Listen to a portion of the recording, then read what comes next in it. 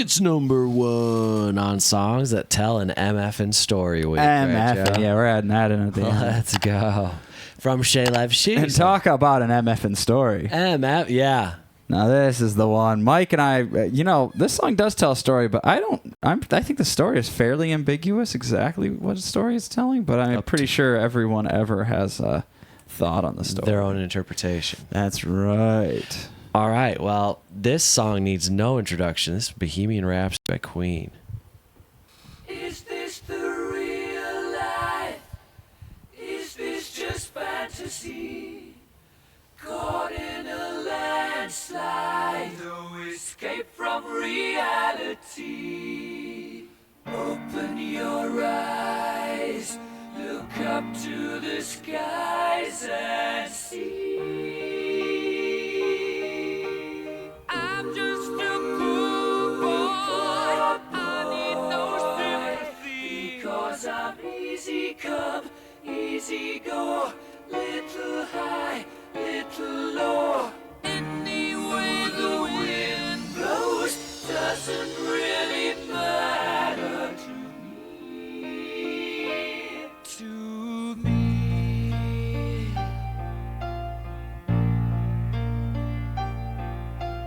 Mama just killed a man, put a gun against his head, pulled my trigger, now he's dead. Mama, life had just begun, but now I've gone and thrown it all away. Mama,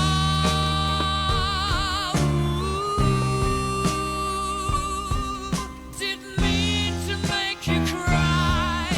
If I'm not back again this time tomorrow, carry on, as if nothing really matters.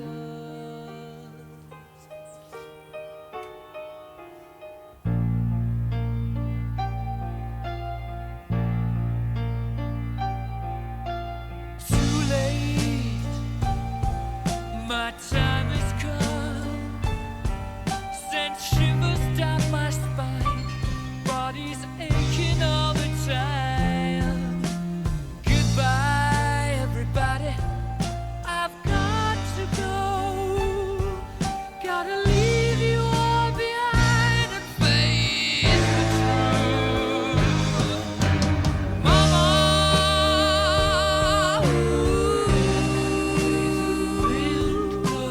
I don't wanna die. Sometimes wish I'd never been born at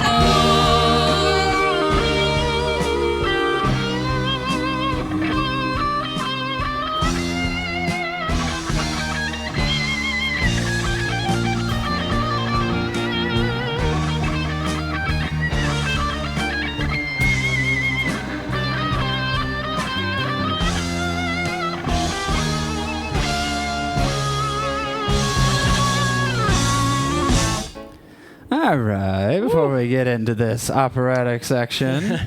So yeah, this is like the meat of the song here. Oh, yeah, that. Before it pulls away into the extension of the journey. Yes. This is like this feels more grounded in rock and roll and storytelling and all that. Yeah, but then things get a little wild here. Yeah. But it's amazing. I mean, there's so many. It's such a beautiful crescendo up to this point. It's flawless. It is. The starting with just a cappella, these really interesting harmonies. Mm-hmm. Like very interesting harmonies. Yeah, haunting like harmonies. Haunting, almost psychedelic in a way. Just like kind of trippy. You know what's funny is that part. I know they show all 4 of them, but I believe it's all Freddie. It's all his vocal layers and harmonies. Oh, okay. Yeah, it's not with the other singers. But the other members, they sing during this next part. They actually do. That's not all him. But in that first part, it is actually just him layered, which I thought was interesting. And when you listen to it, you're like, yeah, they are all him. You can hear. Mm-hmm. And then it lands. Well, it gets a little piano, but then it lands just bass and piano and the and man, I know it's probably just because I've heard that melody so many times, but that is classic. Well, it's so unique. It's this is a song that we both have heard a trillion times, and it is a little funny to try to, especially with the reaction, try to like remember how great it is and also how great it was to hear the first time, or when you're just like hearing these songs, because songs become so successful and you listen to them so many times. They're such great songs that I feel like sometimes you kind of lose, you at least forget what it was like to hear it for the first. What was the first thing that was like, dang, this song is amazing, that really grabbed your attention? And to me, it's got to be that piano, that satisfying dun, dun, dun, dun, dun, dun. And then of course the mama just right into that. Ooh. So good. And his vocal performance is amazing. Always. I love when he roughs it up when he sings "Face the Truth." Mm-hmm. Gotta leave you all behind and face the truth. Did I do it? Mike did it. He sounded just like. All right, let's hear him. Just like him. Let's hear him do it. Come on. Sit on the next one. He does it there too, but I love seeing 70s Freddie. Yeah, pre-mustache, big hair, bangs. He's very pretty. So is it 74? I don't know, but it's awesome. The outfits, this like white silky, or is that satin? I don't know. I'm not big into fabrics. I don't know my fabrics. Mike could take take some fabric lessons. I could. And what's this, Joe? A little light to light the keys so you can see them? Gotta be able to see your keys. Man, love that light. Love that light. It's probably hot. Yeah, don't touch it. He's awesome. Look at this guy. He's got a little eyeliner. Incredible. All right, let's hear that note. Gotta leave you all behind and face the truth. Mama,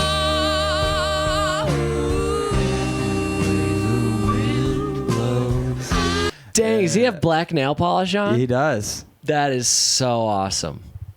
Wow, I never noticed. Me neither. I don't think I ever. Cool. This has been remastered. I don't think I ever saw it in this clarity before. Oh yeah, in my memory, yeah. That's probably why I'm like, wow, he's so handsome and beautiful. But because I've never seen this in like good quality, it's always been like pixelated. Like, yeah, that's Freddie Mercury, I think. Yeah, it was posted on YouTube in 2006. You know? Yeah, that's the guy right there. I think allegedly.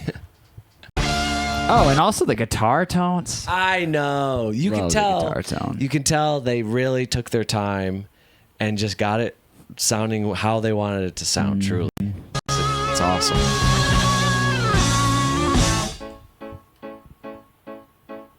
I see a little silhouette of a man. Scaramouche, will you do the fandango? Thunderbolts and lightning, very, very frightening me.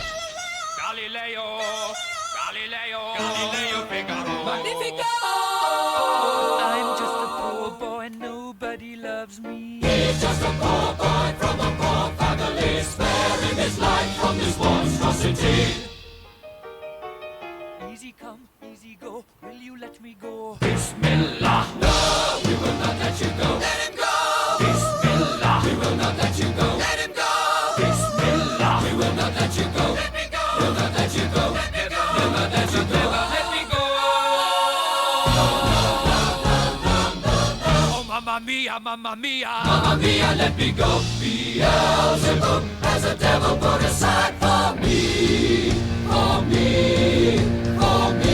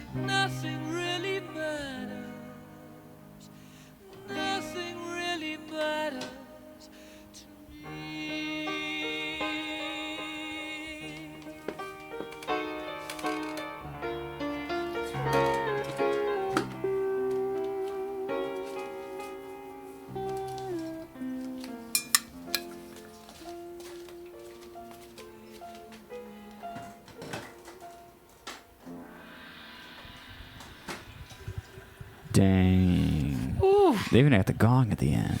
the gong. I love this. I love when the song kind of lands here. It's like a piece of paper floating down. Oh yeah, a leaf and like Yeah. a cartoon. Yeah. I mean, even here,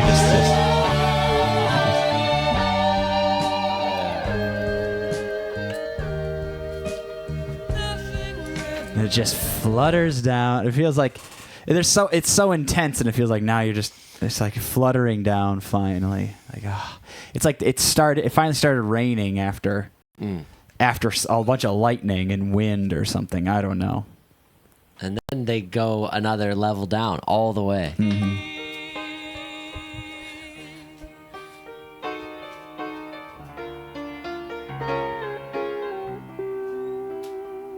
So good.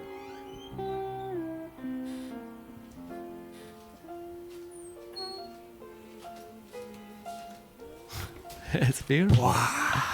It's a genuine it's a genuine masterpiece. You know, a lot of people will be like, "Oh, this is a masterpiece," but Bohemian Rhapsody is an undeniable masterpiece. There's nothing like it Yeah. before or after. Of course, it has hints of all types of genres, but no one has made a Bohemian Rhapsody. I feel like that is what a masterpiece really needs to be, is a song that hits so good, is so popular, is timeless, and extremely unique when it came out and still today. Yeah. It's just this thing Well, that's it's just like kind of because kind of a lot of it, what makes it masterful is that you took a lot of things, you put them together, and I think a lot of people be like, "Oh, are these." You know, you'd be second guessing yourself. Does this work? To second guess yourself through the entire process. I mean, not saying that they did, but like that anyone would have, because all these ideas are so kind of like strange in a lot of ways. Well, it's Or not obvious. yeah, they're not obvious, and it's not obvious how they can go together, how it can all flow. But it brings you through it. Like this, like yeah, obviously they all had this shared vision of what the song would be, but it probably wasn't just like you said, obvious to them when they were writing. It's probably like, oh, let's try this and see if this works. There's probably a lot of trial and error. But then if it was obvious to them while they were writing, then they're just geniuses. And that's even more credit to their masterpiece. It's like, wow, you really just had this vision where no one, I think everyone would have gotten lost in the woods trying to make this. And you That's guys what I'm were, saying. and you guys either saw your way through the woods or you're just like, nah, F it. We're in the woods now. And we're going to keep walking until we get to the other side. I mean, we're not turning back. A masterpiece like this is like, you don't even know where to begin on how to mimic this, how to copy that, how to make your own version of this song. You'd be like, I don't know. I don't know how to do that. Like you're just kind of like bewildered at how they even accomplish such a thing. Yeah. Like as a songwriter or an artist, you're like, yeah, I don't think I would take on attempting to write my version of Bohemian Rhapsody. No. A lot of people do. And then even if you do, people are still going to measure it to Bohemian Rhapsody. That too. So your masterpiece has to be something not entirely different, but It has to be its own. Or its own. Like a masterpieces aren't supposed to sound like each other. right. Yeah. Masterpieces, they stand alone. Right. And that's what makes Bohemian Rhapsody a very special song. And then for the story of it, songs that tell a story. Yeah. I think on a more broad sense, the way I've always viewed this song in the lyrics and the story of it is, it's the story of a man, I think, killing a version of himself. And I believe more specifically it is about that, about Freddie Mercury's Like growing. growth through, I think, opening up about his sexuality. Oh, okay. That And makes so sense, yeah. it's like, I killed a man. The man he killed is himself. And he doesn't want to die, but he needs to, but he's terrified, and he's talking to Mama, which I think when I've read people's interpretation of their assumption is that it implies to his wife at the time. Oh, okay. And that's Yeah. who he's talking to, but also at the same time, like it could be implied to just growth in general too. It doesn't, or it could be applied to growth in general as opposed to just specifically to Freddie Mercury's life. Well, yeah, I mean, that makes sense. Like if you're married and he at least knew he was bisexual, but then maybe was just clinging to that idea because it felt more safe than being completely out of the closet as gay. And, you know, maybe having a wife felt more safe, but then, you know, maybe he goes and has sex with a guy for the first time and is like, all right. Or he falls in love with a man. Falls in love. Yeah, that's probably more accurate. I'm just like, just realizing, okay, yep, this is more where I belong. This is, yeah, exactly. But it is even outside of his, because I don't know Freddie Mercury, obviously. I never met him. Well, then why are we even listening to you? That's true. But in a more broad sense, I love that idea of like feeling the need to, you know, kill, or describing it as kind of that. And that can be a lot of different things. Like when you make a significant choice change, whether it's a choice or whether it's something or realization or something like that, or more of a discovery. But say you're, you know, a person who drinks a lot or something like that, and you're viewing it as like you don't just like stop drinking. You become a person that no longer drinks. Yeah, those old urges, those old feelings, the personality of that person who drinks has to die off. And there can be a mourning of that. And there's this like metamorphosis process of just like shedding that layer of just like, that's not me anymore. I just have to let that go. And it could be painful. It usually is. Frustrating, challenging. And it feels like you're dying off, but it also feels like you're killing something. But then that other thing is still like, but I don't want to die. I don't want to die. I don't want that to happen. Yeah, I want to keep because here. it's familiar and it's known. Yeah. It can be comforting that old way. And it's amazing how many things it applies to. Like I've even thought about it with just changing your diet. You're like, all right, I have to. I'm a person that doesn't. Doesn't get dessert anymore. I don't get eat bread, or I don't drink my calories anymore. Like these are lifestyle changes that you have to, that sometimes you just have to make, and it might seem small, but you remember, like everything you do builds an identity of the character of what you are. Like I'm a guy that likes to go out and get pizza a lot or something, and you know what, you're not that guy anymore. And then you have to think all of the times that you went to the pizza place and you sat there with your friends and you had all these great times. Like how delicious. Now you want all those back. You want those memories back, that fun back. But if you kill off that person, oh my gosh, it's like you lose those forever.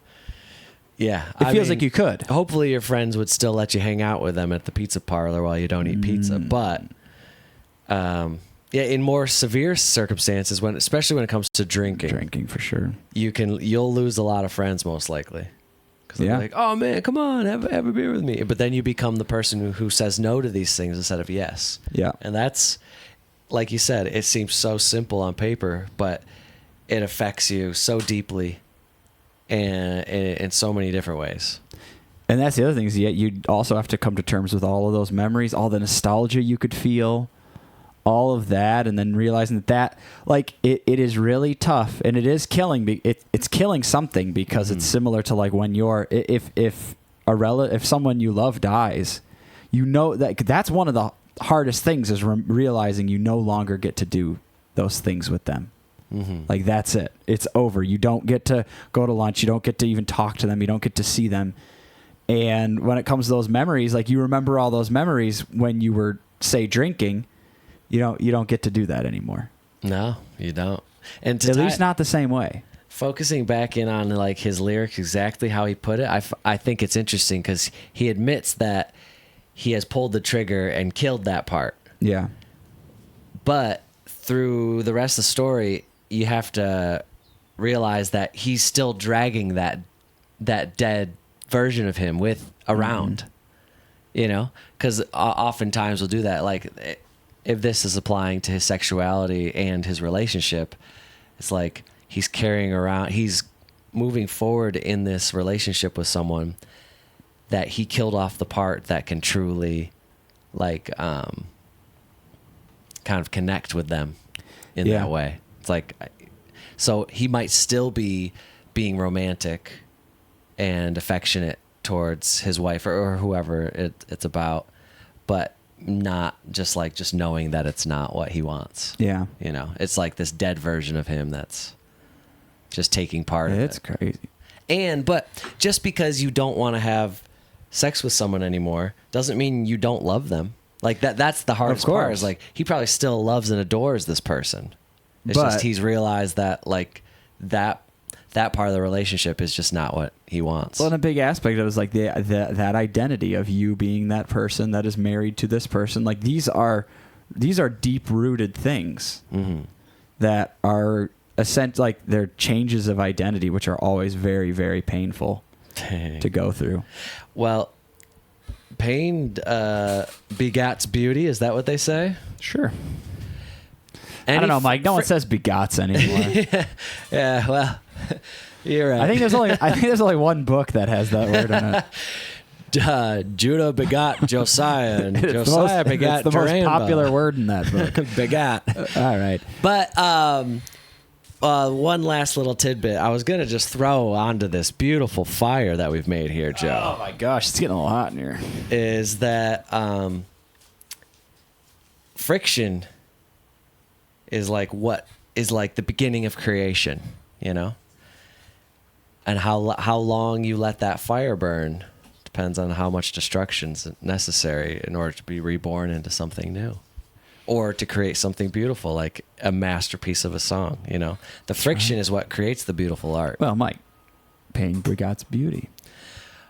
See, I told you it was the right word, wasn't it? Pain begots beauty. Begot is the right word. All right, that's enough out of us. Well, thank you for the week, Yeah. Shayla She. Thank you to all the beautiful, beautiful groups we reacted to this week. Coldplay, yeah. Metallica, Heart, Warrant, and Queen. Ooh, what a week. A long one. We Yeah. went this is a marathon week. Yeah, a couple long ones in here. See ya. Bye.